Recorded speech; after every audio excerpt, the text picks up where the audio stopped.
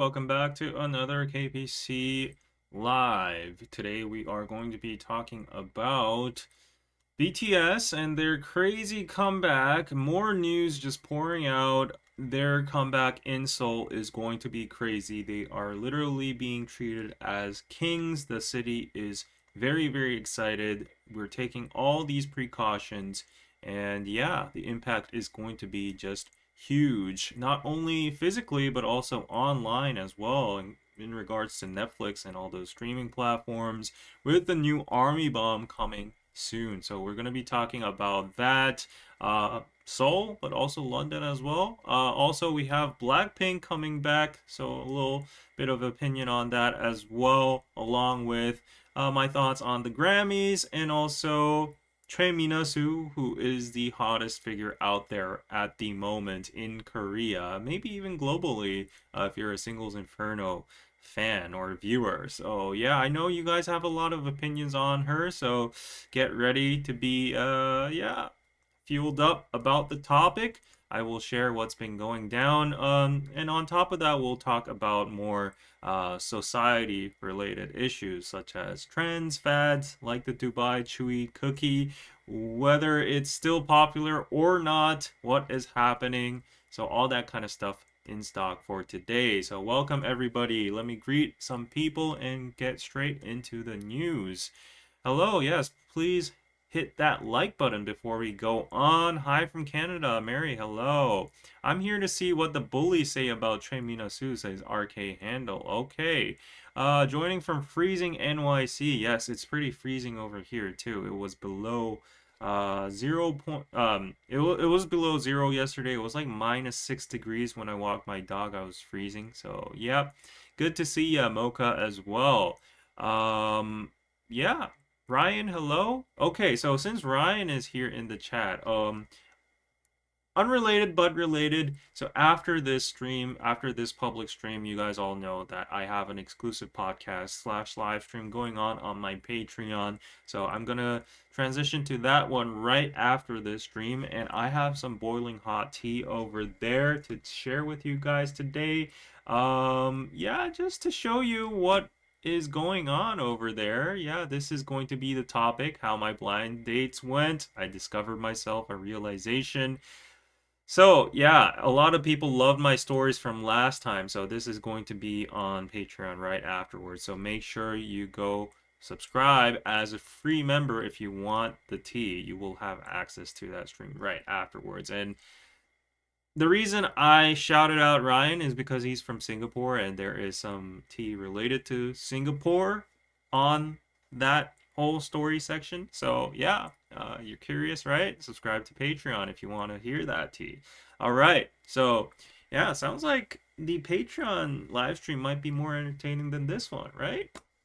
All right. So, BTS, let's go on. So, what is happening right now? Seoul is about to turn purple. So this is very exciting because we've been seeing this happening all over the world, including Las Vegas, including a lot of different cities. I'm sure Mexico City is going to turn purple as well too, with all the full hearted support from politicians, the city, and the economic effect BTS is going to bring. But it makes sense, definitely, obviously, in our home ground, that BTS is going to turn the city purple. So yes, they're coming back in March 20th. We only have 1 month left, and the city Arirang Seoul project will run from March 20th to April 12th. So the whole city is going to be on purple fire for, I guess, like 3 to 4 weeks. Yes, and it's going to be filling the city with immersive experiences that blend music, media, and large-scale installations. And on the release day, major Seoul landmarks like Sungnaemun, which is the southern gate of Seoul,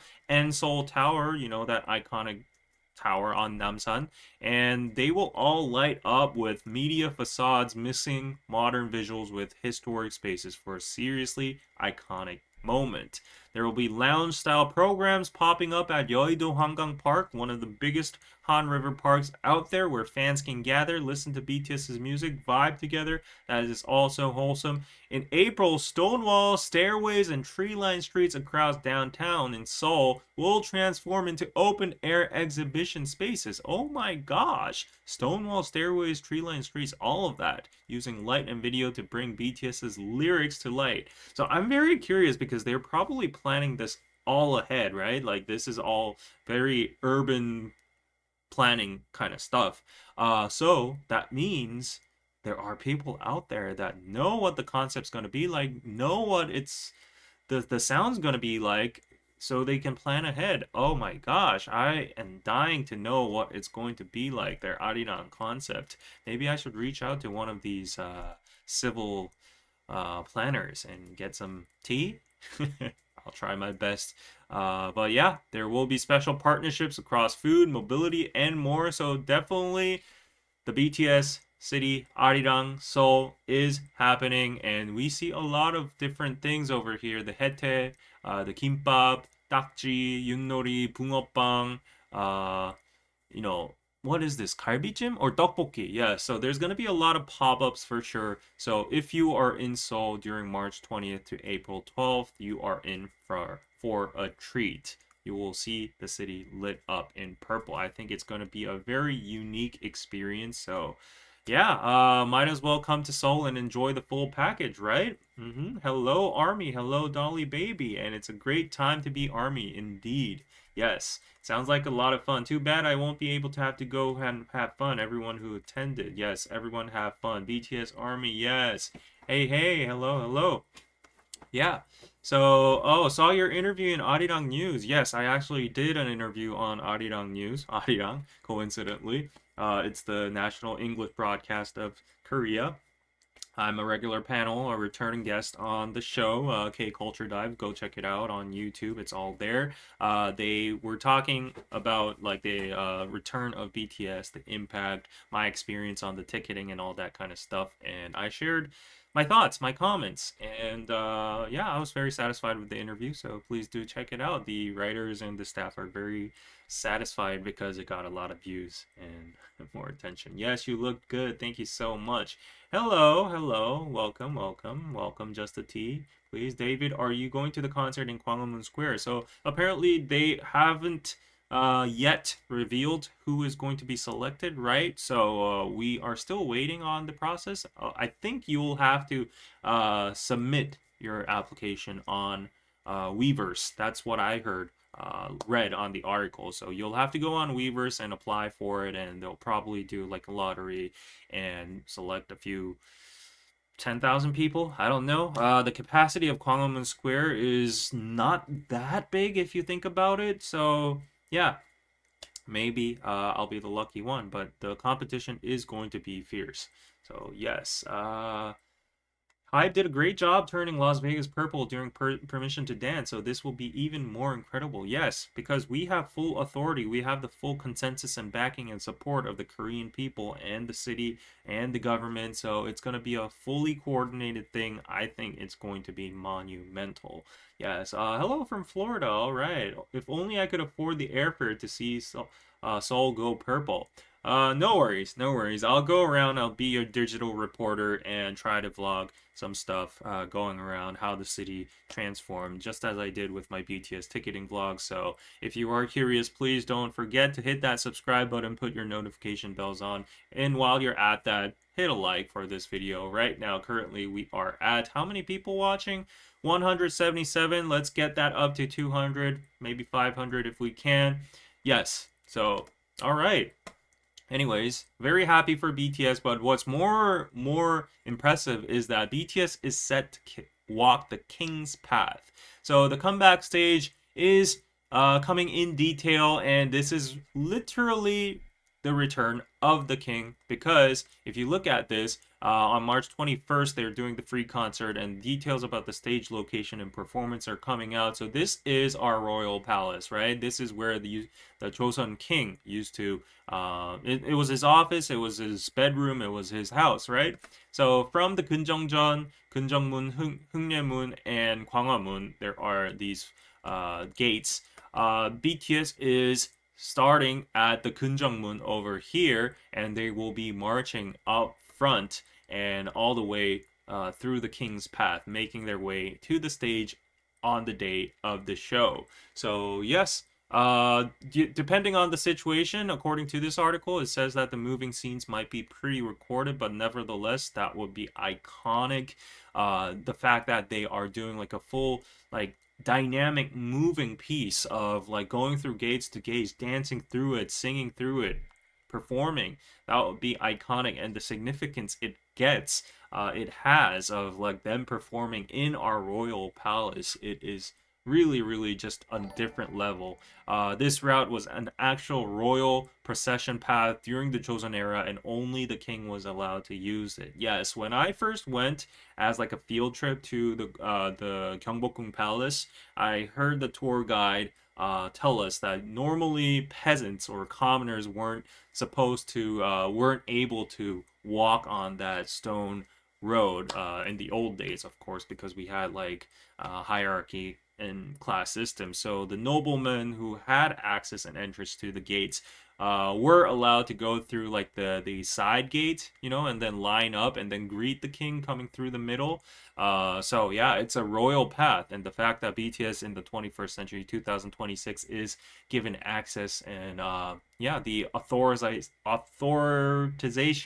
from the Cultural Heritage Department to do that just shows how much they mean to us and how much they are our cultural ambassadors and representatives, right? And the purple star over here marks where BTS's Gwanghwamun stage is expected to be. Yeah, I expected it to happen over here as well too, because like if they were to do it right in front of the gate, not a lot of people would be able to actually see them with their naked eyes. But yes, this will indeed be the stage, and I feel like the lucky half of the maybe 5,000 people or whatever will be able to see them up to this point, just with your eyes. And then I am expecting maybe here there might be like big LED panels so that the Gwanghwamun Square plaza just stretches throughout this whole strip over here. It goes even longer than this, so I think for the other half they'll probably be seeing a gigantic LED screen. Yes, so fingers crossed for me trying to get myself in to that place. And what's more exciting is that this guy, I didn't know about him, but it's a guy called Hamish Hamilton. He's the mastermind behind the major stages like the Super Bowl halftime show, the Grammys, and the Oscar. A big name, big organizer. So it's going to be iconic with his talents as well too. Hopefully it's going to be big as ever. And yeah, that is really cool. The Seven Kings will be back. Yay, David will be our digital reporter. Yes, I will be. And on top of that, there will be a live stream on Netflix, and it's the true return of a king, so well deserved. Are you ready to welcome your kings? Yes. So I was debating on DK News today, this morning with Danny, on how much Netflix was actually paying HYBE or BTS for this simultaneous stream and the documentary over here. The Comeback Live is going to be on March 21st, live only on Netflix, exclusive. So I think with that exclusive broadcasting right, I think they would have priced in a premium over there. And on top of that, there's the documentary on March 27th getting released. So Netflix really just trying hard to get that exclusivity for BTS, right? So like my guess during the DK News stream was that it would be at least $50 million, and Danny called me absurd and crazy about that, but I do definitely value BTS's exclusive worldwide comeback stage being broadcasted on Netflix as that much value. Like it's $20 per subscription, $15 to $20 per subscription.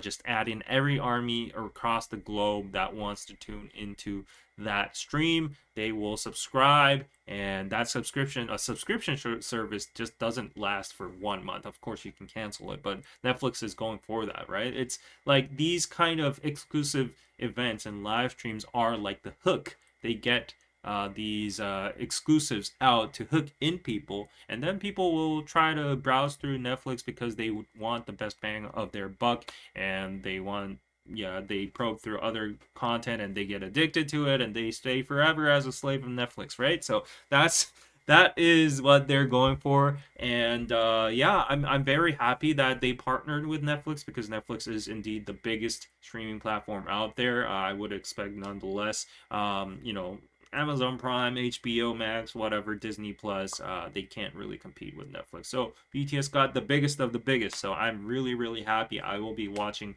on Netflix as well too. As a matter of fact, I did not renew my Netflix subscription ever since the end of 2025. The only reason I was subscribed to Netflix was to give access to my mom and dad who were using my account in Busan. But like, I don't watch Netflix, I don't watch anything nowadays anymore. So yeah, I canceled it because they got like a telecom deal with their you know, internet provider, and they gave in 6 months free Netflix or whatever. So yeah, anyways, I'm not paying for Netflix, but this is going to be my moment to resubscribe. Yep, so BTS definitely has that economic impact. I would say 50 million. That is my guess, because I did see for other events, for like the Logan Paul, the Jake Paul versus Mike Tyson, and other sports events. There was the David Chappelle show. There was the guy who climbed the Taipei Tower or whatever. Those were we have some figures out there on Google, and they pointed to massive amounts of money. So yes, let BTS and Hyde get that bank. Right, right, right. Okay, the Super Bowl is tomorrow with Bad Bunny at halftime. Yeah, Bad Bunny, congrats on the Grammy award, right? And no, I agree with you, David. I think it's even higher. Yeah, I can't wait for the actual numbers to drop, because that will drive up my Hive stocks up. Yeah, it's gonna go through the roof. Roof. Why am I tripping? Um, what Korean people reaction about BTS comeback? Are they happy? So what's very delightful is, like, you know, every single BTS video is getting like 100K, 300K, 500K views, even if it's like a little snippet of KBS, SBS news, and that means there's like a lot of interest in it, from the general public, not just armies, because, like, you know, if you just look at the national broadcasting news, like, the audience there isn't just only army. It's like people in general watching about it, and I see the comments over there, and it's just very, very full of national pride. People be like, you know, these 7 people are national gems. They finished their military. They're unproblematic. They're all 7 people Korean. Day after day, they're selling out stadiums, and, like, you know, presidents are asking for additional concerts. Like, it can't even get better than this, and people are just, yeah, they're just very thankful, grateful that our country has these 7 national gems. And yeah, they always write about their own testimonials going abroad, overseas, whenever they talk with foreigners over there, or the natives, the locals. They always mention BTS, and they're like, oh, BTS definitely elevated our status as a Korean.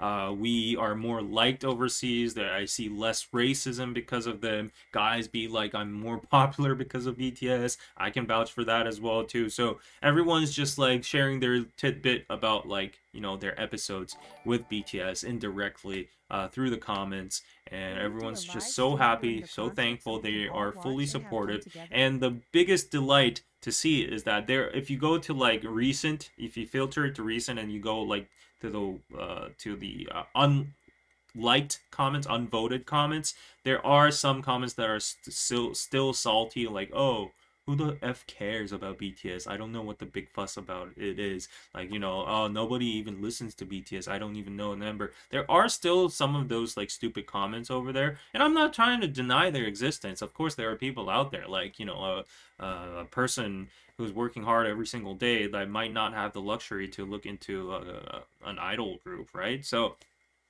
yeah, like, I'm not trying to unvalidate their voices, but the thing is, people Korean people in the replies of those maybe hate comments or ignorant comments are trying to convince these people, like, oh, as a matter of fact, their impact is this much. I've experienced this much. You should really try going to a concert yourself and see for yourself how much big impact they have. Blah blah blah, blah statistics, quotes.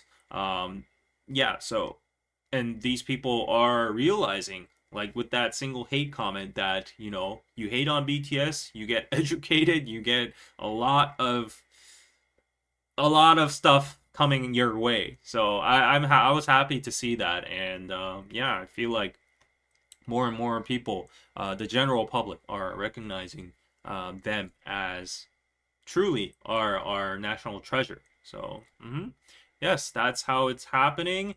Yeah, happy for everyone that will be attending the BTS concert. I will be in the Goyang Stadium, and yeah, for walking in the King's Path. Oh yes, okay. So with that context, like in general, everyone's just very approving. Nobody's really criticizing. Like, oh, why do they get special treatment?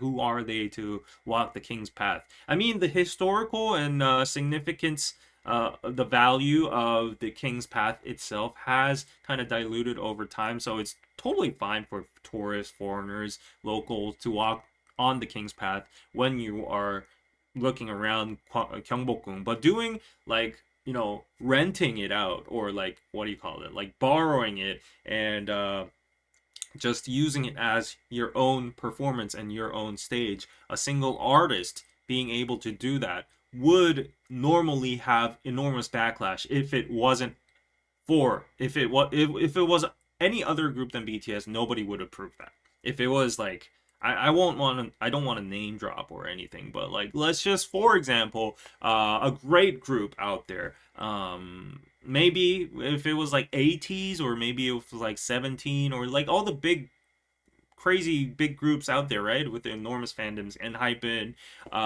if it was one of them, no shade to them, people would be like, no, like, this is ridiculous. That's our national heritage. It's our culture. It's somewhat a sacred place. It's a royal temple. We're not lending that out. We cannot approve K-pop idols being there. But if it's BTS, that's a different story. And now nobody is questioning it. I mean, for God's sake, the Seoul city government and the president himself is endorsing it. So yeah. Hey, Patrick, what's good, fam? What's good? I think, for if anything, people are very proud and they're very supportive, because, like, look at the results that BTS is reaping from this. Like, they're performing in the Royal Palace and the King's Path. Not only that, but like, there will be a gigantic offline event of like hundred thousands of people gathered in the city plaza. It's gonna be an iconic moment ever since like the World Cup, or like the impeachment protests.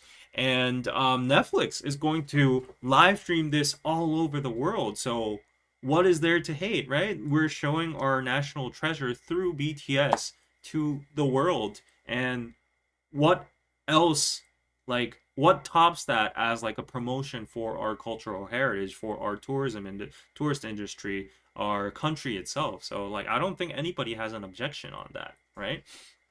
Yeah.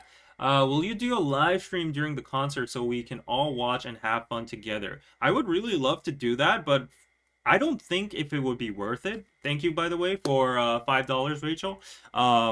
I don't think it'd be worth it, because probably the LED screens and the streams you are getting on Netflix will be way more higher quality. If I might have like a sub screen on, like, that might be a possibility for you guys to just like see the vibes of the people over there, but I'm pretty sure that's going to be broadcasted with drones and whatnot. So let's see the atmosphere. That's actually a good idea, so let me take it into thought. Yeah, if you're enjoying this stream, if you want to buy me some lunch, it's 1:30 p.m. over here. I'm getting a little hungry, so paypal.me/koreanpizzaclub if you would like to support my content. If you find it entertaining or informative, please do support me. Yes, good morning. I was lucky to get a ticket for Goyang. I'm in South Korea in 11 days. Oh, and then back out from the UK in April. All right.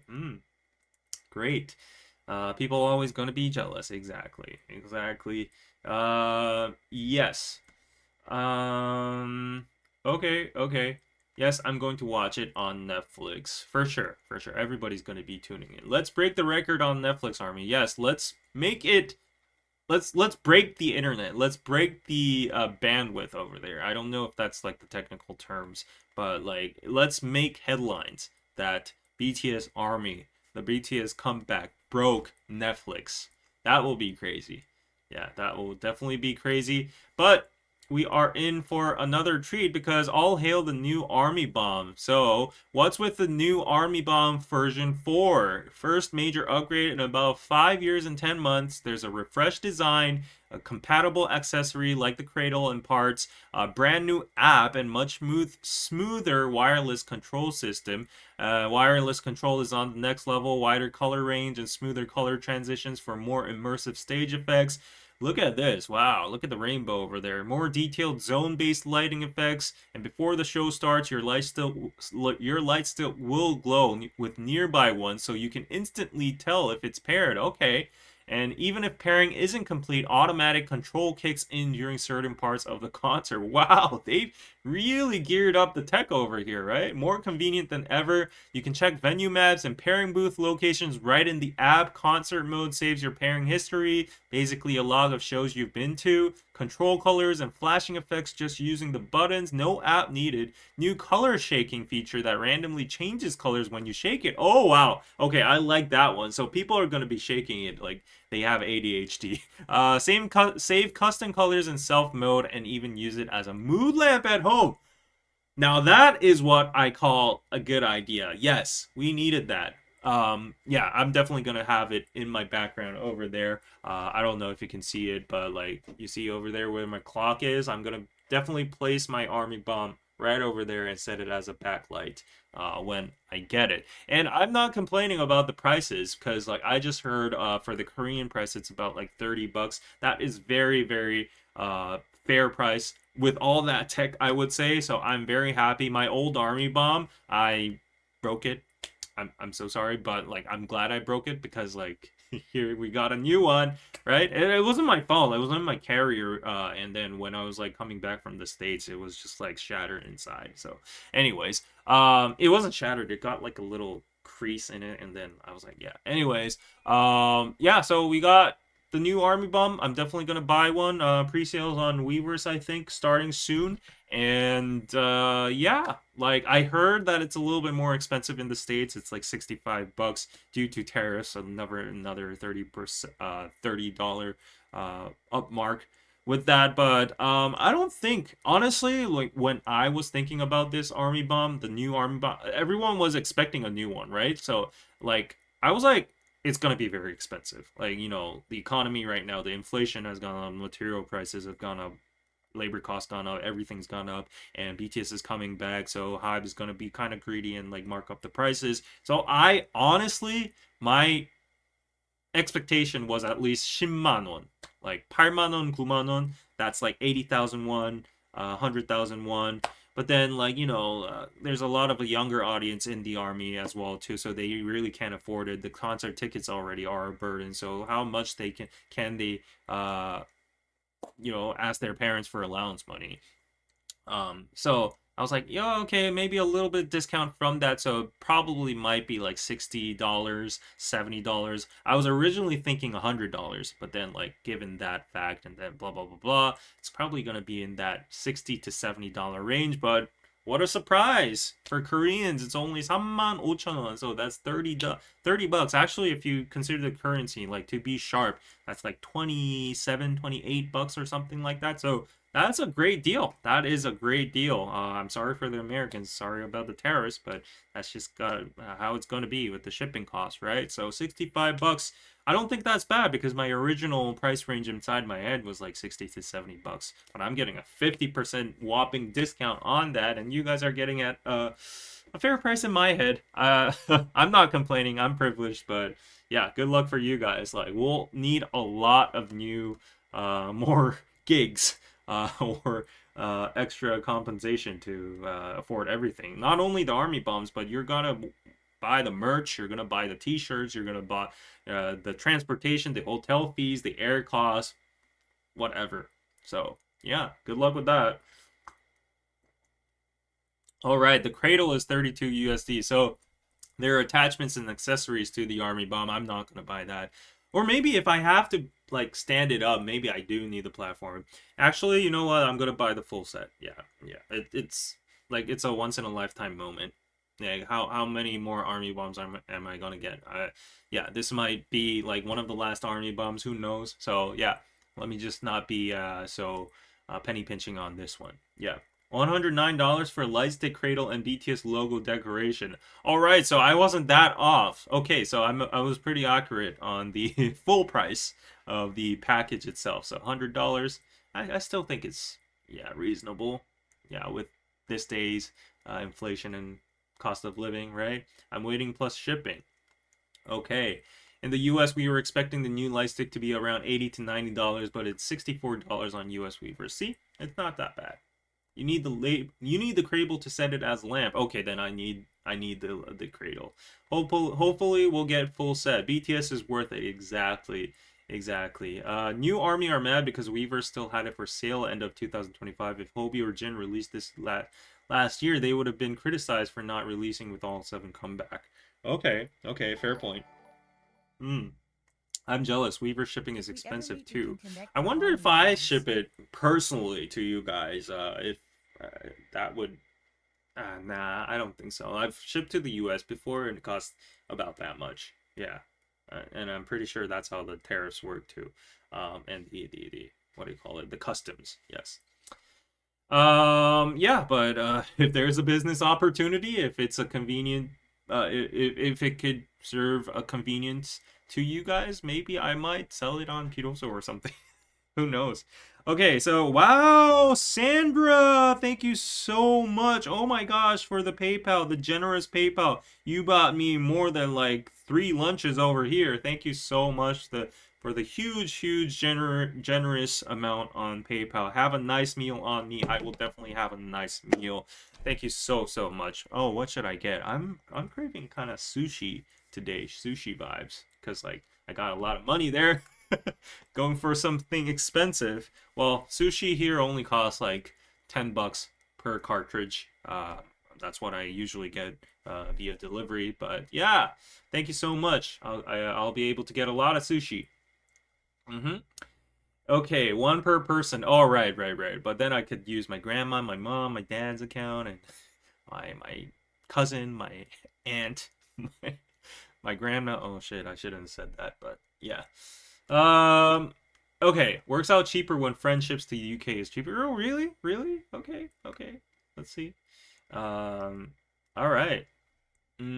Oh, thank you, Rachel, again for the $5. If we ever meet, we can connect our army bombs. Yeah, if we're together, like it blinks and like changes colors, right? That's what it's saying.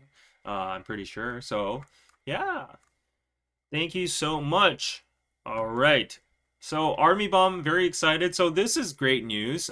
Speaking of the UK, a record made by BTS and London armies. So for the Tottenham Hotspur Stadium, with the full 360 stage announced, that's around 120,000 fans seeing BTS over 2 days, selling out the stage in London, and it is the highest single show capacity at the Spurs Stadium. This is monumental. This is amazing. I heard from somewhere that even the Spurs what do you call it? The events themselves, the Spurs games themselves don't sell out completely. But yes, it sold out 2 nights, 120,000 fans, record breaking. Congrats to BTS and UK armies. You unlocked a new achievement at the Tottenham Hotspur Stadium. There's more meaning to it because it's the home to Sonny, our legend soccer player, Son Heung-min. He is now a legend at Tottenham Hotspur, and another Korean act over there just filling it up. I don't know what it is with Tottenham, but yeah, very fond feelings towards Korean people, I guess, right? we could sell more tickets in London. I think they could sell more tickets all over the place. That's why pretty much with a high confidence level, there will be additional dates announced through the first leg of the BTS concert. There are already like additional dates in the US area, right? We have yet to see the release dates of the Middle East, where else? Some other places. So yeah, let's see if our insider information is right that there will be more than 100. There will be more than a 70 additional. I don't know about that, but yeah. Mm. Now Sun plays for the LAFC. We are so glad to have him in California. Yes, California has always been a welcoming place for Koreans, especially LA, right? Um, David, I wonder eventually, did you get your point of contact to say yes for you to access that Microsoft building to enjoy a good view of BTS comeback stage? So, funny story. So, last time I was explaining about like going to the Gwanghwamun Plaza and trying to sneak my way into the Microsoft building to get that view, right? Actually, I did. I didn't figured I don't know anybody who works in the building. I do know somebody who works across from that building. That's my old working place. It's called Yonhap News. I used to be a reporter at Korea Now.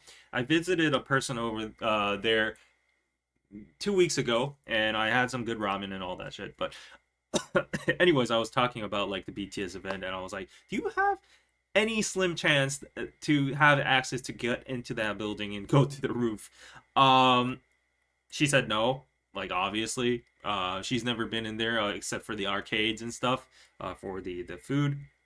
And I actually, when I was in the area, I went to the lobby and I was like, I felt like I was like in an Ocean 7 movie or like a Mission Impossible or whatever. I was like sneakily, my own consciousness. I was like, oh my God, the security guards are looking at me, but still like the concierge girls are checking me out. But yeah, let me do my thing. Look at the emergency elevators and like the stairs where they're located. If I can intrude through like the parking lot and stuff, but it was ironclad. Like I didn't see any spot to uh yeah, infiltrate from. So yeah, I don't think that's happening.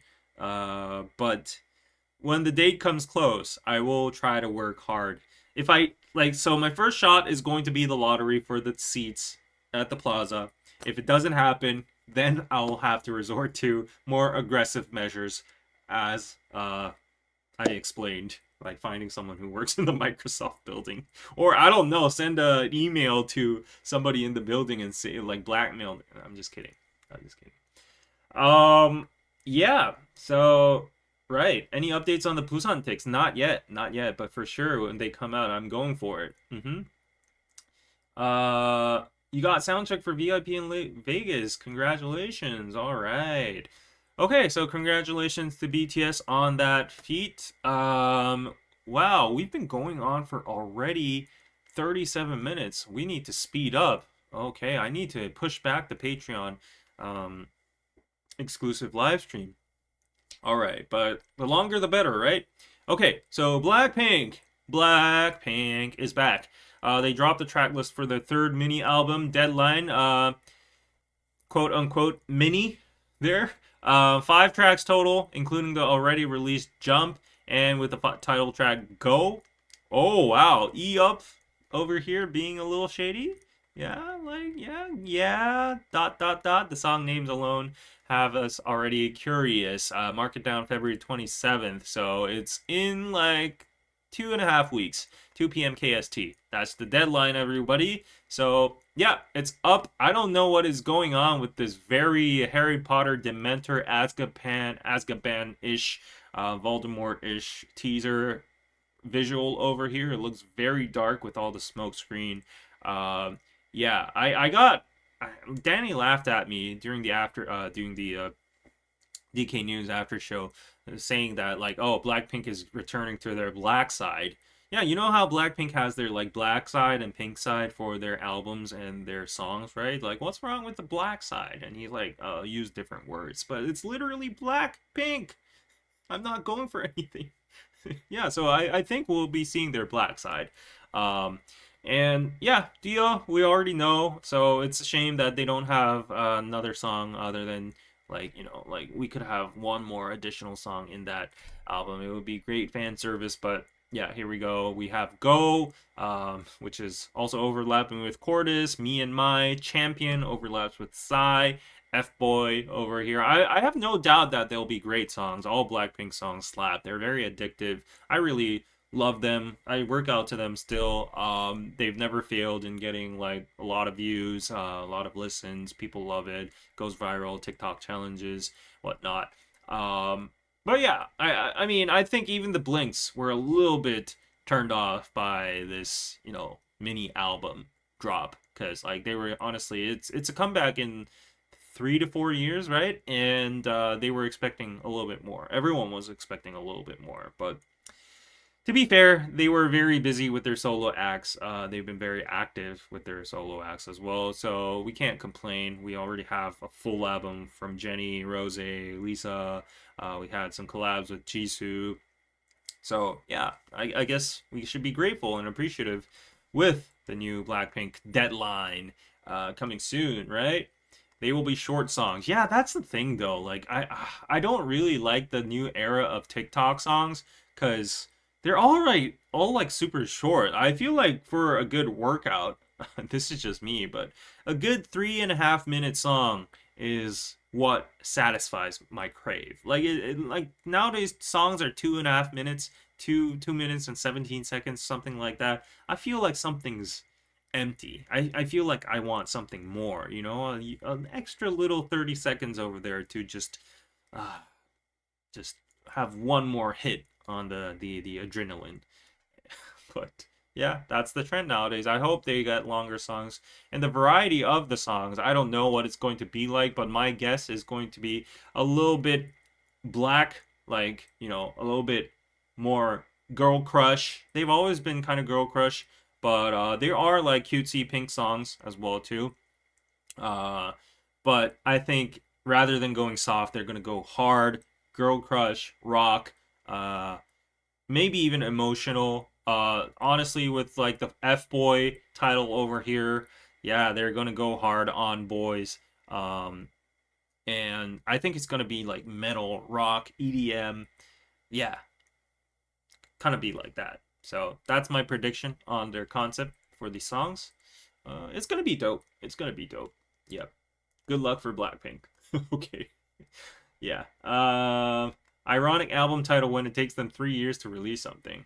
Yeah, the deadline was February 27th. Okay.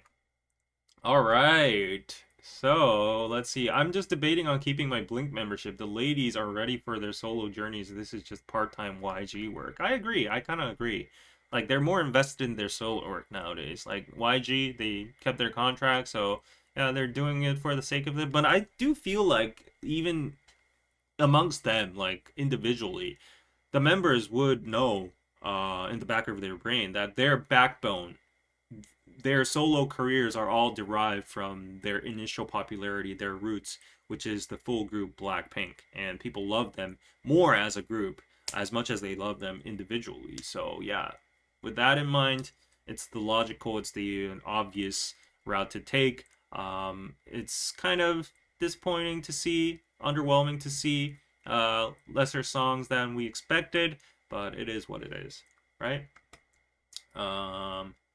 Okay, so yeah, a quick news over here. Enhypen and Sunghoon carried the torch for the Olympics. So the weird thing is, I didn't even know the Olympics were going on. Did you guys know that the Olympics are being held right now? And where is it even being held? Is it being held in Italy? Where is the Winter Olympics being held? That's crazy. But yeah, we have our handsome Sunghoon over here from Enhypen. I remember him from the Boys Planet days. Yeah, him being like the crazy visual. Did he do like ice skating or something? Is that why he's the carrier? Or was that someone else? Was that Sonu? No, I think it was Sonu, right?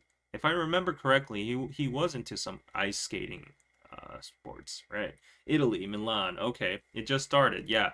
Honestly, I have no idea about the Olympics at the moment. I didn't even know that it's happening. Korea has probably participated. Well, I don't want to look down on it or anything because like the athletes probably prepared their whole life for it. So hopefully Korea gets some good wins, some good medals. We are already, pretty much up there. I'm very proud of our own country and our performance in the Olympics because if you look at the percentile, like what do you call that? Per whatever. Like, compared to our population, we get a lot of medals and we're always ranked within like the top 7 or 8. So it's always like China, US, Russia maybe. Is Russia even in the Olympics this time? Like the big populations all over the place, and then we got Korea somewhere down there in fourth or fifth with Japan. So yeah, I'm very proud. He was a figure skater. Yes, my memory is correct. Yes, yes, I remember those days. Uh-huh. He is also the visual with those eyebrows. All right. So congrats to him. This is a very meaningful moment for him personally and Hypen fans too. Isn't it a great honor to be the torch carrier? Mm-hmm. Yes, I love the ice skating competitions for Winter Olympics. These days, I don't know any of the competitors. Yeah, Kim Yona was peak. Kim Yona, another Korean gem. She's happily married and living her best life right now. Mm-hmm. All right, so next news.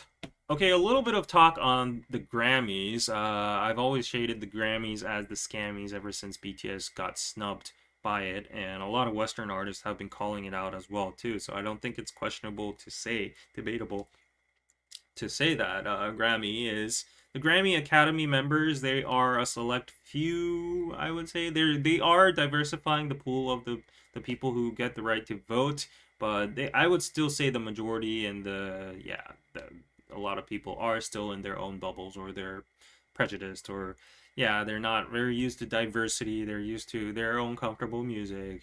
I'm not saying that K-pop or BTS or whatever is entitled to get a Grammy or anything, but just objectively, statistically, and sentimental wise, I think some acts definitely deserve a Grammy, along with BTS, along with K-pop Demon Hunters Golden. So for K-pop Demon Hunters Golden, they did indeed win a Grammy, but they didn't win in one of the main 9 categories. They won in what I've even forgot the name. I always struggle to see to remember what category it was in.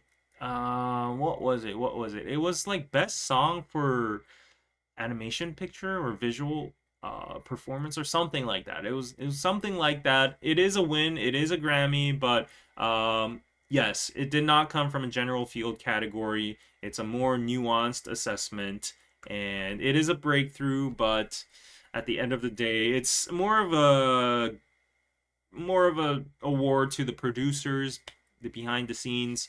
Yeah, but still, EJ was there. A lot of the related people were there. I'm sure they're happy. But I do definitely think Golden deserved a win this year. Like, unbiased opinion, really.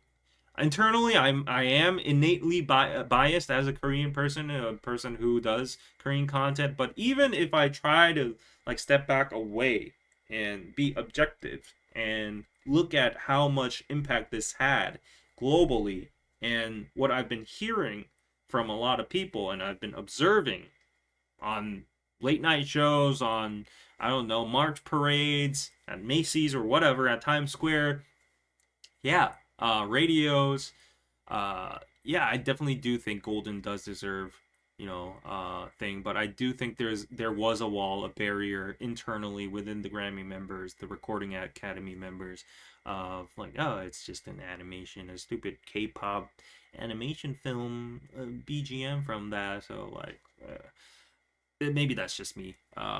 Like that's just how I imagined the scenario was like. And the actual winner in the competing category was Billie Eilish's Wildflower. I've seen the performance. I've seen the making film of Wildflower, the raw version. It was very touching. She's definitely very talented.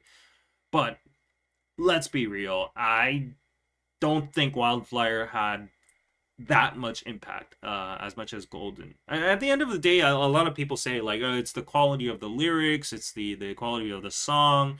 Not everything is about the numbers and hype and that. But if it's overwhelming, that means it transcended throughout ages and people and audiences, and it means it holds some value. And it's not like this is a brain rot song or anything. It's not like it's yeah, it's not like Gangnam Style. Like, as much as I love Gangnam Style, it was kind of like a trendy meme song. But like this, it's an actually good song, even if you detach it from K-pop Demon Hunters. It's a story, and it yeah, and there's a little bit of K-pop lyrics here and there sprinkled in it. I think that was a little barrier too, maybe, but we can't argue about that this time because Bad Bunny won uh general field category award.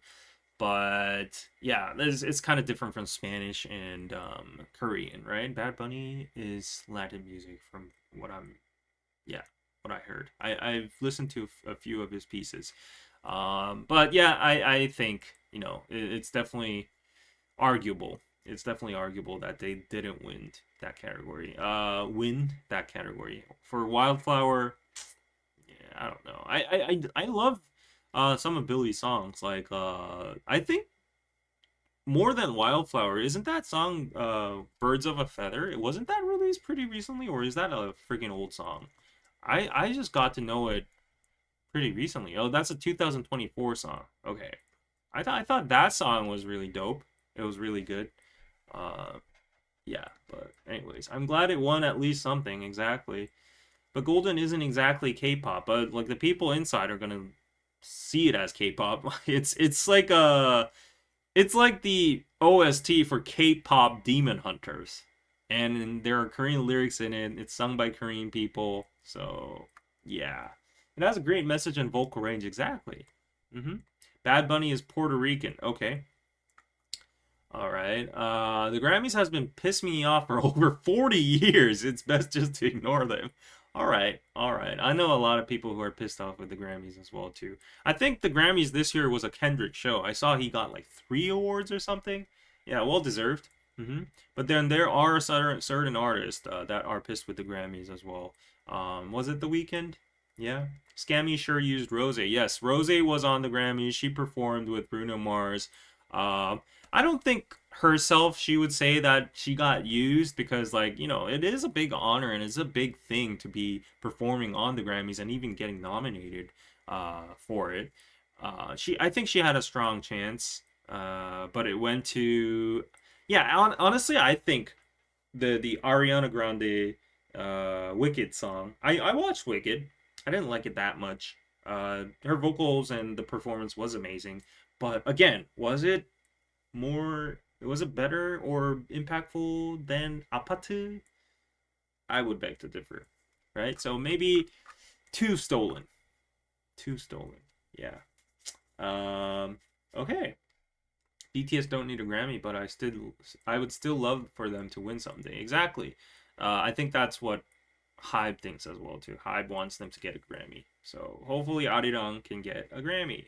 Okay. Oh wow. Oh, your name changed. All right. Okay.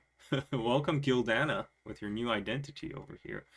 But 333 people watching so far. Please hit that like button before we go on to the next news. Yes, and if you enjoy watching me and if you feel like it's entertaining and if it's informative and you're enjoying your late night Saturday with a beer with some chips and you feel generous, please help me out. Support the stream. Buy David a meal at paypal.me/KoreanPizzaclub.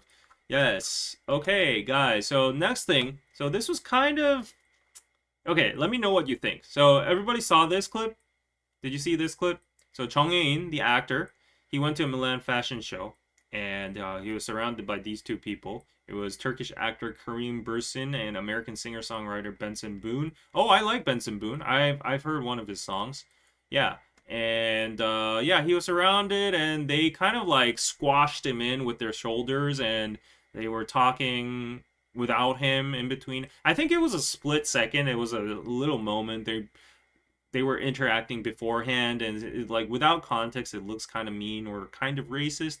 but I think that's an overstatement, exaggeration. It was just like, 3 seconds literally. But like, I don't think it's any form of racism or anything. They just have big figures and frames. He's a little bit more on the feminine side, I would say, and he's just squashed in there. But I'm pretty sure they weren't like this for the entirety of the event. So I think it blew out of proportion. But like, Asians have been going through a lot through times, and through those lens, I know some things can be interpreted in that way. If you think it is uh, these white males asserting their dominance over this feminine looking Asian guy that they don't know who he is, and just trying to ignore them in the middle, then so be it. But yeah, that's valid too, since there's everything's contextual and out of historical or personal experience, you can see it like that. I've actually seen a lot of people with that viewpoint, but I stand a little bit more on the side that it was just, it's not a big deal. Yeah. Mm. Yeah, I think this being blown up for no reason. Exactly. That's my point of view too. Poor Haim seems like he's third wheeling. Yeah, we all have those third wheel moments. Like, not even if you're not a celebrity, like they probably just met that day. Like, even if you're amongst friends, you get third wheels sometimes, and not, you don't have to be like you don't have to be offended by it. It just happens among human relationships, right? Okay, so that's something. So okay, wow, let's go on to today's big news.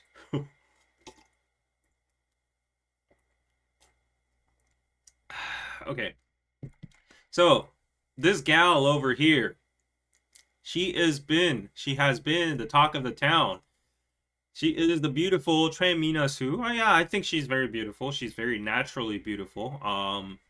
Beautiful dress, gorgeous accessories, which are apparently over $30,000, $20,000, all like Van Cleef and Arpels, that kind of stuff. I don't know women's accessories, but they're expensive as hell.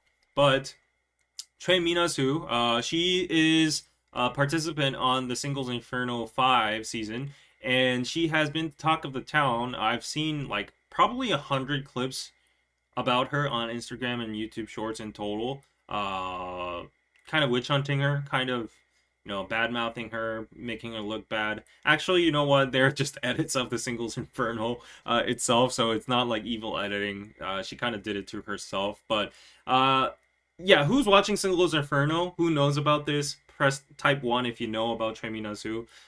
First of all, let me do a little survey, interest test.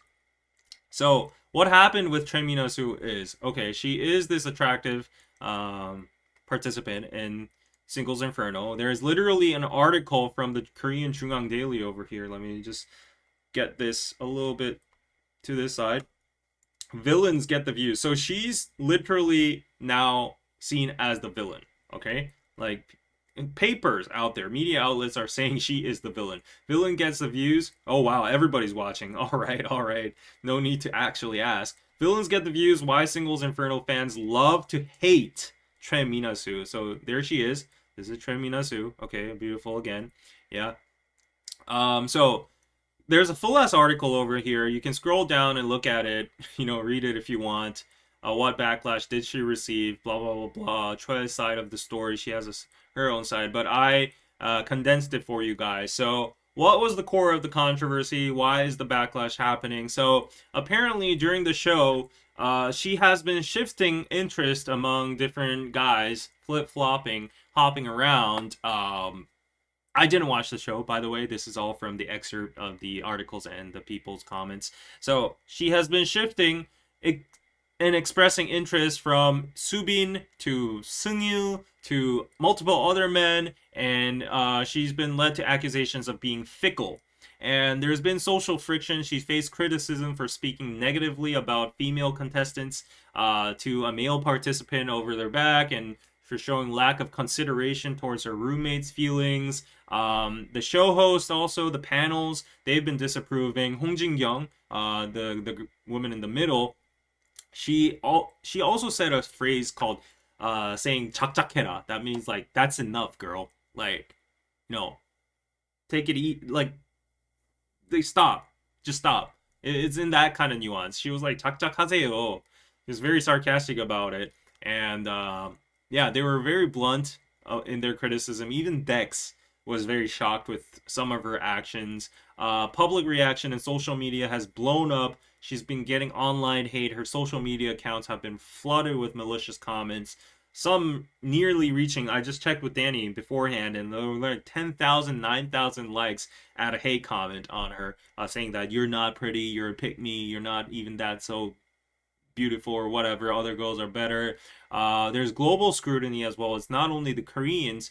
Like platforms like Reddit are analyzing her villainous acts and making edits of her. But there is also another alternative viewpoint saying, like, without her, the show wouldn't have been entertaining. Like, she's single-handedly carrying the show, carrying the entertainment, providing the variety to it, yeah, by herself. So she's definitely playing a role, and that's very entertaining, and a lot of viewers are very satisfied with that. And a lot of viewers are also saying this is a freaking dating show. You're supposed to go around and meet a lot of people, count your options, and get to know people, talk to them, right? I guess like there are little mannerisms like her rolling eyes and like talking behind people, or like twirling in front of people that are frustrated, that come off as tone deaf, rude. So it's the way she expresses that, but the behavior itself, the actions, like if you compare it to Western shows, it's actually nothing. Like Western drama-driven shows, Solo Singles Inferno needed this kind of stimulus to some extent, because like everybody admits, season 3, 4, nobody even remembers that stuff. Like who was even? I didn't even know Singles Inferno 3 and 4 existed. Now, that would be a lie, but technically I don't really know anybody from season 3 and 4. Maybe Ishian, because she was like one of the idols, and she's on a lot of like media. But other than like season 1, 2, season 1 was definitely impactful because it was a new concept. It was bold back then. Season 2, I think it was Dex that really just like spotlighted it. 3, 4, intermission, nobody knows. Season 5, Choi and the running Minji, the athlete, running Karina. Yes. So yeah, let me read some comments over here. What do you guys think? I'm watching Singles Inferno voluntarily for the first time thanks to her. Exactly. Yeah. Let's see. Girl doesn't know what she wants. I think that's the consensus. She was Miss Korea. Yes, she was. She was Miss Earth as well, too. I started watching with Gino. That's great. It's a dating show. They're supposed to see who they like. Yeah. So the irony is you're supposed to see who they like. But Koreans, maybe even international people too, but like Koreans mostly, they don't like men or women that go around and aren't loyal to their initial feelings and they're flip-floppy, wobbly. They like people who are straightforward. Like they lock in. They're like a golden retriever. They go stay loyal to their partner, right? So I think the participants that are going that route or that attitude are getting a lot of love, but people on the contrary, like Treminazu, who are like, looking at her options and going with this guy and that guy. And that moment when she said, that one line when she said, "Oh, can I go to heaven with more than one person?" That was like, a deal breaker. I think. Well, the moment she dropped that line, people were going crazy. Yes. Negative attention is still attention ratings. It's good for the show, but I don't know if it's good for her own reputation and mental health, right? She's like the Lee Hee of the season. Yes, Lee Hee. Okay, that's a villain I remember, right? I didn't watch it, but I remember because he had so much negative press, right? She's just too loud about her emotions and thoughts. While Cohen is silent, but Cohen is also choosing between 3 guys. Oh yeah, that's a great point. So there's another girl called Cohen, and she is choosing between 3 guys as well. It's the same parallel with Treminazu, but Cohen is just very like reserved. She's very careful on how she expresses herself about it. And again, like, people understand as viewers that in dating shows you have to consider a lot of options. So it's perfectly fine. But as I said, like twirling, rolling eyes, talking on behalf behind, crying. So she even teared up after getting a little scolding from a real girl talk with Minji, a sit down with her. Uh, so that was contradicting herself as well too, because like there's this moment where she says like, I don't know what's going on with my mind, I can't make up my mind. And then Minji was, they were kind of competing or looking out for the same guy, and then she sits down and she puts her arm on her shoulder and says like, Mina, like, I think you don't know what you want. And then she got so offended by that, and Minasu went behind the scenes and she cried. And of course, that was captured on camera. People are allegedly accusing her of uh, kind of showing her crying. People are saying like, oh, if she was really heartbroken and offended, she would have went inside the powder room where there are no cameras and then cried inside there, because it's kind of embarrassing to cry in front of the camera. But she knew that there were two angles for her crying, and she wanted to make Minji look bad. And then there was an interview saying like, oh, she was Minji, I think she crossed the line, she was kind of rude and it was very offensive to me, blah blah blah blah. So people didn't like her for that as well too. People didn't understand why she was crying when she actually said herself that she didn't know what she was thinking, or she couldn't make up her mind. Even the panels brought that out. I think it was Idai saying like, but didn't she just say like she doesn't know how to make up her mind, stuff like that. And there was another moment where she was with this guy at the hotel, and she was talking about another guy with him, and the guy got offended and he was like, I'm done, and then he left. So these kind of moments, they all stacked up and it made her villain arc.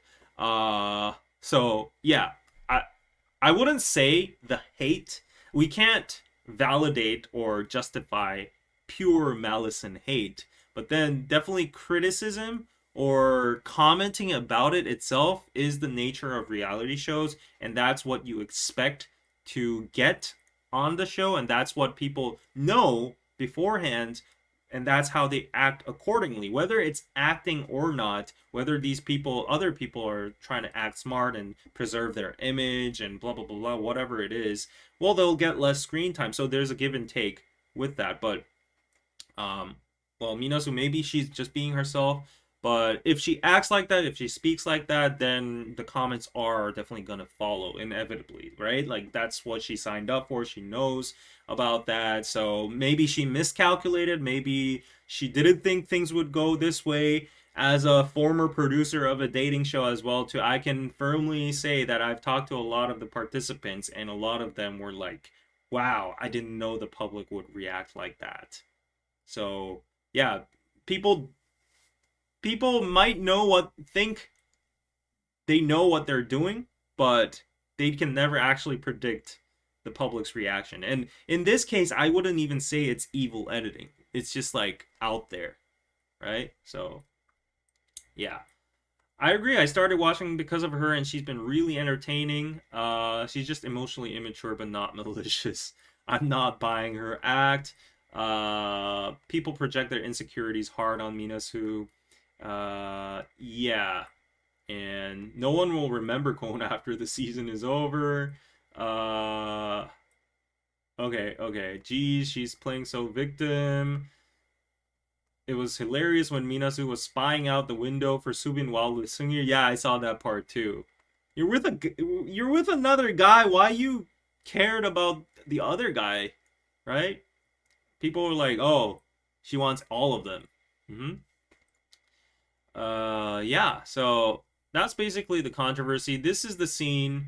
She got offended with the talk with Minji over here. She went and said that she was offended. It was very rude and it hurt her. And this part, when Minji was frustrated, there we go. She's like talking, blah blah blah blah, like, I don't know. And then she was crying over here, And she's like, "Oh, Minji said you don't know yourself. That was very rude. That was very offensive." Um, yeah. And then the MCs actually felt bad about it, and they apologized publicly mid-episode, uh, considering their own comments about Minasu. The PD, the producer, apparently called them up during intermission and said, maybe you guys are going a little bit too hard on Minasu. So the MCs, all of them, were like, "Oh, apologize, apologize." And Dex was like, "Let me step up and I'll apologize on everyone's behalf." And Kyuhyun was like, "Oh, actually, we don't know her that well. Like, we're just watching as a viewer for the show, so we apologize if we said anything too harsh." And this is not like just from the public, like Ishia and the former participant, right? I'm pretty sure this girl is a former participant too, by the looks of it. But like she's like, "Why are you rolling your eyes so much?" And she's doing reactions, and she's like so frustrated, and like, "Why are you trying to go with another guy, with a new guy?" And like, look at Xian's reaction over here. She is pissed. She is pissed. The panelists are pissed too. She's like, "Oh my gosh, what the hell?" And yeah, like she's like, "Why do you even want confirmation from Subin?"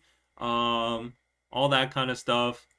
So Yishian's reaction is pretty entertaining, I would say. Hong Jin-kyung, yeah, she apologized and dropped the tea about the producers scolding them a little bit. Ko Jun이, she's a very famous actor as well too, and she was watching Singles Inferno. This is her reaction to Choi Minasu. Like, see, her name pops up everywhere. She was like, "I do not understand Choi Minasu. I cannot understand her."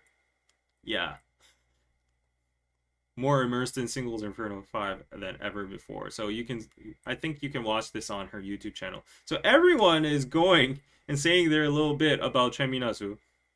And I feel bad for the girl because she's getting a lot of hate online.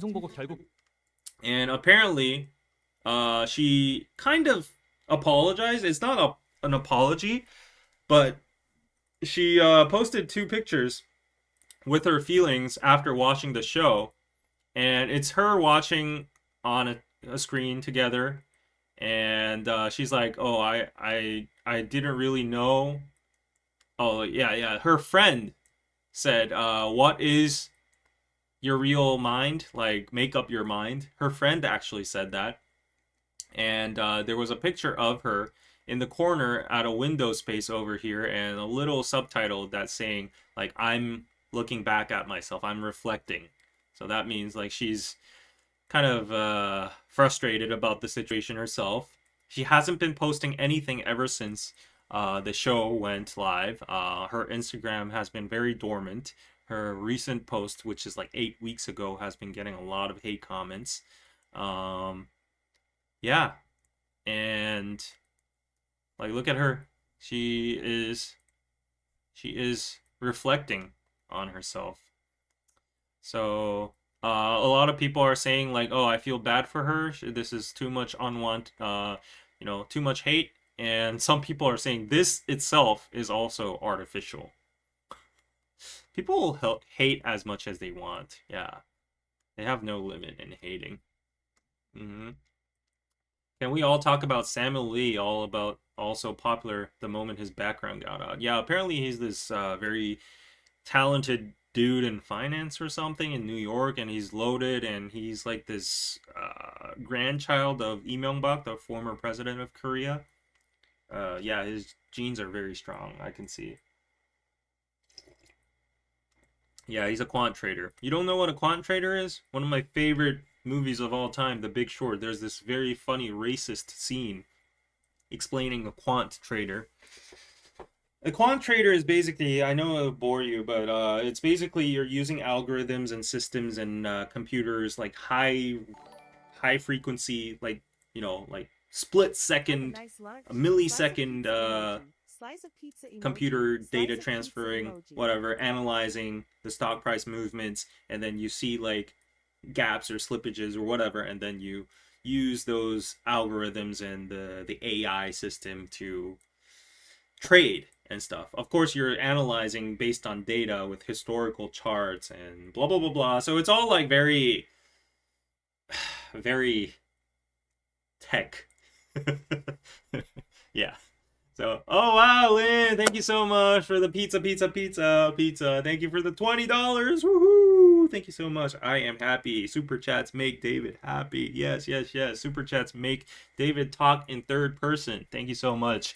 Thank you so much for the PayPal for the super chats. Let me check if I got another one. Yes, from Susan. Oh wow. All right. I don't want to reveal your name, but you share the last name of a very famous anime author. Wow. One of the most famous. I wonder if you're related. But thank you so much for the $20 pizza for your new army bomb. Thanks for your interesting videos and live streams. All right. Okay. Oh, wait. Oh, you got your YouTube name here. I should have said that before your actual name, but let me not say your YouTube name because that might reveal your identity. Hope you understand. Yeah. All right. So buy some ramen. Yes, I just had ramen yesterday. I was just craving it so much. Oh, I have an episode about that in the after exclusive podcast regarding my dating life. All right, but yeah, hope Treminasu doesn't get too much mental damage. I'm pretty sure she's in a very dark spot right now. If I were her, I could not survive this much negative attention. But you know, she's she's Miss Earth. She did that impactful speech. She's very attractive. She's very smart. Her family is very rich. She probably got like very good options in front of her. So yeah, who am I worried about? Yep. Okay. Okay, so let me know what you think about Treminasu in the chat afterwards, in the comment section afterwards. I'd be very interested in your take, whether you are on her side or not. Well, okay, let's go on to the last bit of news, skim through, and go on to the exclusive podcast. So if you haven't subscribed to Patreon yet, this is your time to go. How my blind dates went, discovering myself, realization. Go to patreon.com/KoreanPizzaclub and you will be able to access this once you sign up as a free member. It's not that hard. You don't have to type in your phone number or all that shit. You just have to go through like your WhatsApp or Google. Yeah, just in that one click. You'll be a free member and you'll be able to access the stream. All right. So before we go on, what's been happening in Korea? So this guy is actually a very famous panelist on a lot of live streams and shows in Korea. I'm pretty sure you don't know this guy. He has very weird hair over here. He looks Super Saiyan. But this guy went viral because he said something interesting about, what do you call this? Like period leaves? Do you guys have that kind of stuff in the West? So when women have their period, do you have like legal leaves from work? What do you call that? It's called 생리휴가, but in English it's called menstrual leaves. So do you have menstrual leaves? Are they paid? Do you have to actually have nunchi? Like are you pressured? Or what's the climate like about menstrual leaves? How is it like? How is the culture overseas? Because in Korea, to give you a little bit of context, menstrual leaves, they are definitely legitimate. Everyone can use it. You can use it from, high school, college, a lot, you can use it in the workplace. I'm pretty sure most of the workplaces for menstrual leaves, are they paid or unpaid? Actually, don't quote me on that. I don't know for sure. But my job never had such a thing. Really? Okay. No, you have to go to work? Really? Some countries do? Okay. No? Yes, we do. We call it a W day, leaves 5 days paid in a year. Okay. So it differs by country and by company policies, I would say. We don't get menstrual leave in the US. You can take a paid sick day for bad cramps. Okay. No, but they should. In Japan, but I work in the UK company. No, but they should. Doesn't exist in the US. Okay. I haven't heard of them before, but now I wish we do. Okay, so anyways, this guy, he's a guy, but he put out an opinion that pleased everybody about menstrual leave. So let me translate it for you. 생리 휴가는 남녀 갈등만 촉발한 아주 없어져야 될 악습이다. So what he said initially is menstrual leaves need to go. They are a very bad tradition that carries on that only sparks conflict between men and women. Hear him out. 무급이에요. 무급 휴가고 거기다가 실제 휴가 목적 그러니까 생리통 이것과 실제 사용을 이게 우리가 확인할 수가 없잖아요. So his first reason is that first of all it's unpaid leave. So what he is saying is that in Korea menstrual leave is apparently the majority is unpaid leave, and then yeah, so even if you use it, a lot of people are suspicious that you are actually using it for the proper usage of menstrual leave itself, like whether you have a really bad period cramp or whatever. Because I mean, I'm not like saying everybody uses it like this way, but I have firsthand seen a lot of my female friends during college when they don't want to, they have a bad hangover after a full night out, they call in like menstrual leave to the professor, they file like a form, and then yeah, they don't have to go, and that your attendance call, like your points don't get deducted, something like that. So like there's a lot of like suspicion on, and you can't really verify it from the person because it's like sexual harassment, like, right? And it's very uncomfortable. Like, how are you going to prove it's your day, right? So that's another point over here. 편하게 쓰기도 어려워요. And he's saying even for women it's not that comfortable to use. 그러니까 못 쓰는 사람이 훨씬 많아. So there's a lot of people that look 눈치. They're like, oh yeah, they're uncomfortable, so they end up not using it. 여직원들 입장에서는 눈치 많이 보이거든요. 이거 쓰려고 그래도. So in terms of like female employees, they're like, I want to use menstrual leave, but like because I'll face suspicion, and then it's not paid, and I'll lose like track of work or whatever, and it's not gonna get. It's not going to look good, so a lot of female employees don't comfortably use it. 남직원들 입장에서는 왜 도대체 여자들만 생리휴가 주냐? 이게 서로 반목만. So, and that's from the women's side, and from the man's side, it's like, why do only women get an extra day off, right? So that's another complaint from a man's point of view. 이루어진다는 거예요. 차라리 그래서.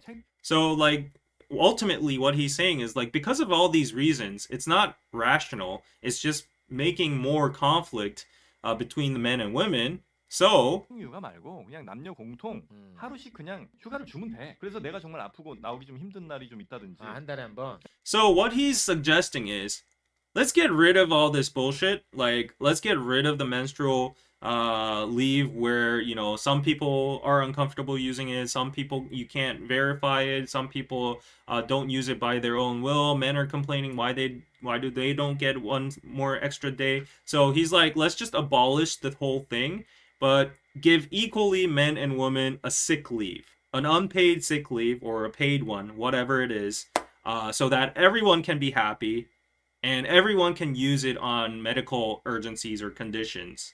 Right? So that's what he's suggesting. Once a month. And then in that case, there's not going to be any problem or conflict between each other. 예를 들면 무슨 뭐 생리휴가다, 뭐 여성전용 주차장이다, 뭐 가산점 할당다 이런 것. And what he's saying is like, oh, like female priority parking spots or like, you know, menstrual leaves or whatever. These things actually aren't empowering women. It's actually viewing them as incomplete existences, or they do not have the aptitude or the capabilities to park right, stuff like that. So he's like, yeah, let's just level the playing field and give everybody a sick leave. Then why aren't companies or the government doing that? So when I saw this, I was like, oh, this guy is playing with fire. Oh, I see him getting canceled. Oh my gosh, this guy's not going to have a career left. He's going to be, you know, cut from that spot. But then when I looked at the comments and the communities, actually, everyone was united. People are like, you know what? This makes sense. Like, why don't we give everybody a sick leave? A mandatory, what do you call it? An approved sick leave per month. so that both men and women can use it legally without looking looking after the atmosphere. Like, you don't have to have nunchi against your boss or whatever. It's your legal sick leave. And if you are really having a bad menstrual um, cycle right now, then you can use it then. And men, if you are feeling under the weather or whatever, you can use it then. So, yeah, what do you think about this? I'm not going to state my opinion because it's playing with fire, but this guy, he's in the middle of controversy right now for this opinion. Again, not controversy. I thought it would be controversy. It actually went viral because like people are like voting for him. He's like advocating, and he's like, yeah, like I think all the employees out there united, like, oh, this is an opportunity because he's like an outspoken figure. This is an opportunity we can get a legal chance to actually have sick leave. Yeah. Let's see what you guys think. I'm very curious. Okay, it doesn't exist in Canada. If only she understands woman's body. In the US, we don't get off. You have to use sick or personal time. I think leave should just be leave, no reason needed. Oh, okay. So, okay, similar opinions here. Agree? Okay. No working, no pay. Okay. I know I'll be in the minority, but I agree with him. Women are just stronger than men. Why do I need special leave? Uh, yeah. He should get that cramp simulator. Agree, agree. Okay, everybody's agreeing. Seems fair. Okay. Wow. Okay. It can be used as a mental health leave kind of thing too. Yeah. Yeah, I do agree about the sick leave. I don't think I want to advertise, hey, I'm menstruating right now. It feels so personal to me. Yeah, I agree with it. Oh, really? Okay. Okay, yep, I agree. Just make it sick leave. I agree with him. Make it fair. Okay.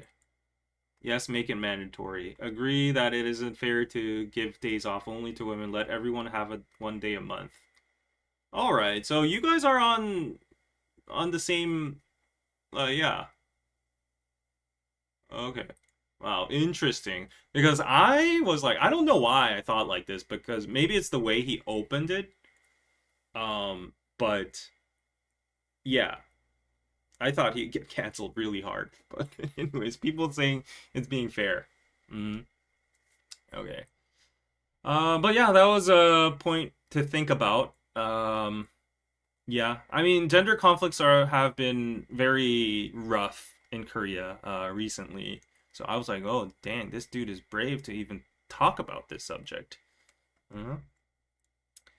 Uh, yeah, I do understand where they're coming from, but it's not very fair if a woman gets sick on top of having time off for cramps. If in the US, if employers give paid days off, same for men and women, the days off they now just vacation and sick time off combined. No women get extra days. Okay, that was a little too much for me. I couldn't really read the full sentence. But isn't there sick leave in Korea? I'm confused. I thought it was separate from what he was describing. So I think what he's saying is like you have sick leaves, but it gets subtracted by the amount of leaves you're allowed to within company policies, right? So for example, if you can have like 2 leaves per month or 1 leave per month for whatever reason, like you're going on a trip, you can actually stack them up. You can like collect them and use it in like 4 months or 6 months. You can go on a trip, like vacate a full week or something. That's what a lot of people do. They collect their leaves and then they use it and they go on trips or whatever, right? Or they use it between national holidays so they can extend, blah blah blah. That's how people use it. So what he's suggesting is, like, even for sick things, you have to use your allowed leaves that are granted by the company. But I think what he's suggesting is for menstrual leave, apparently you are allowed to leave without, deducting from your given leaves. So it's like an extra leave for women, although it's unpaid. So what he's suggesting is, let's stop fighting, doing all this bullshit. Let's just give one extra leave to everybody, in the company per month, they have medical emergencies or they feel sick, they feel under the weather, whether it's men or women, let's just give out free leaves. So I don't think, in that standpoint, I don't think any employee would be against that. So I think everybody's like united and like that's a great idea. So that's, I think, where it's coming from. Mm-hmm. Yeah.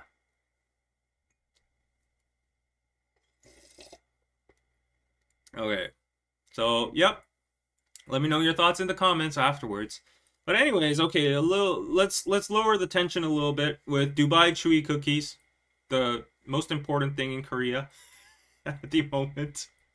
Yeah, it's been important for a while. Dubai Chewy cookies reached the namesake city. Korea's viral Chewy cookie has landed in Dubai. So it's priced at 29 dirhams. It's like $8. That's very expensive. But it's finally reached Dubai. People were confused on why Koreans are going crazy over this died down trend that has been like 2 years ago. But it's not Dubai chocolate. It's Dubai Chewy cookies. It's different. It's a variation that a Korean person made and it got viral and everybody's hoarding this stuff up and they can't even get pistachios to make they can't even get the ingredients to make these kind of things, and they have like Dubai Chewy cookie maps. They're lining up for like 2 hours to get this kind of thing, and it's like priced at 10 to 20 bucks. I have yet to actually try one. I saw that they're rolling out in convenience stores and stuff. So look at this. This is the state we're at right now. Gongcha, you know Gongcha, right? The boba place. They've put out a Dubai Chewy cookie drink. And it looks like I will get diabetes when I drink that stuff. It's a smoothie and you mix it together. And yeah, they put codipes. What are codipes? Apparently it's an ingredient that's essential for Dubai Chewy cookies, but there's a little bit of pistachio flavor to it, peanut butter. Yeah, and apparently, according to this person, it actually tastes a little bit like Dubai Chewy cookies. Would you try that? Like the fad, the craze has gone to the next level. But at the same time, when you see these franchise brands jumping on these kind of trends, and you see like collaborations between convenience stores putting out their own Dubai Chewy cookies, that's when you know it's kind of dying down. That looks gross. I'm sorry. That looks good. That looks gross. Okay, you guys can go to a corner to fight. That looks gross. Team gross. Okay, Team gross. Number one. Team it looks good. Number two. Type it in the chat. If you think that looked good, type 2. If you think that looked gross, type 1. That looks nasty. Ruby Rage. Okay, yeah. Yes, I would try it and take my insulin shot. Okay. All right. So, as I've told you guys, it's actually nearing the end for Dubai Chewy cookies over here. If you look at this piece of news, so always sold out, but now they're asking only 1,000 in stock. There's already 1,000 in stock. What's happening to Tuchonku? Okay, everyone sees it as yuck. Diabetes bomb. Okay, let's see it again. I can't show you because I shut down the tab. But yeah, look at this. So the self-employed business owners were having a boom due to Dubai Chewy cookies. They were like hooks. They were like bait. And they would come to the businesses and purchase other stuff as well. And, the margin was pretty good for Dubai Chewy cookies. It was good advertisement for their businesses as well, too, right? So there were lines of people in this cold. I cannot imagine why, but in this cold, people are lining up for this random Dubai Chewy cookie stuff. And they look at these lines. Like, it's in the middle of it's in front of a bathroom. So there was a purchase limit of six per person. It recently increased to 8, and the maximum was 10. And blah, blah, blah, blah.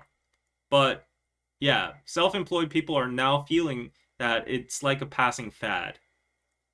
So, like someone has testified on their group chat on their chat saying like, wow, you can just buy Dubai Chewy cookies now.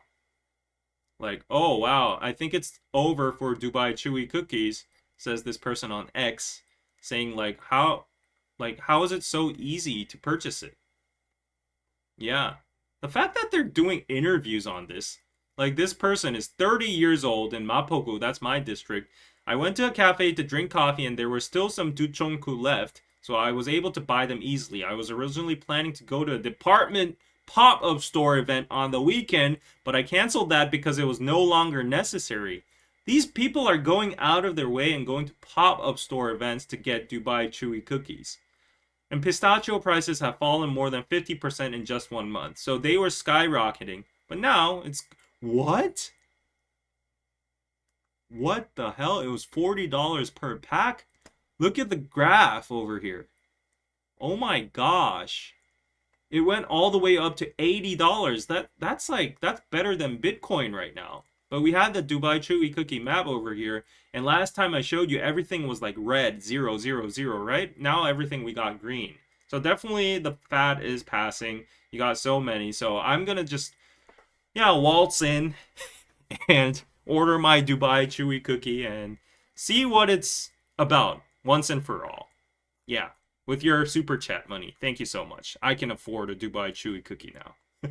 So, thank you so much. The trend culture is crazy indeed in Korea. Yes. But and the difference between that and BTS tickets, David, stop judging.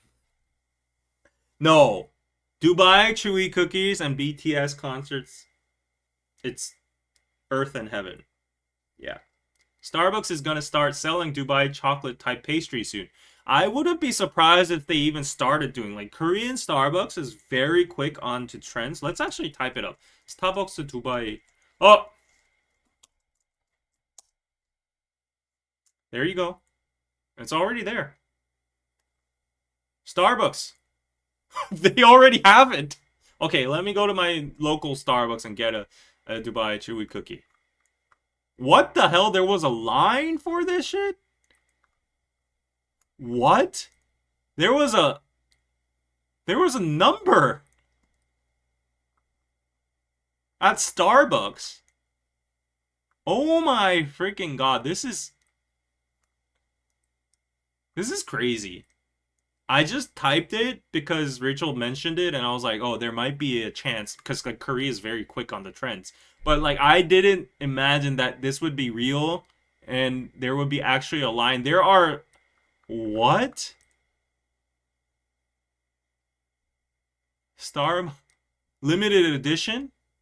Okay, you can only buy it in these particular places. Oh wow, Yongsan. Okay, Yongsan is close to me. Maybe I should try it out. $7, not bad, not bad. This is crazy. People literally putting up their receipts to buy. Oh my gosh! But why does it look better with that logo up there? Yeah. Okay. Now I'm gonna try it out. These people are even measuring these kind of stuff. Oh my gosh. This is crazy. This is crazy. Oh my gosh. People really have more. I would never get in any of these lines. Same.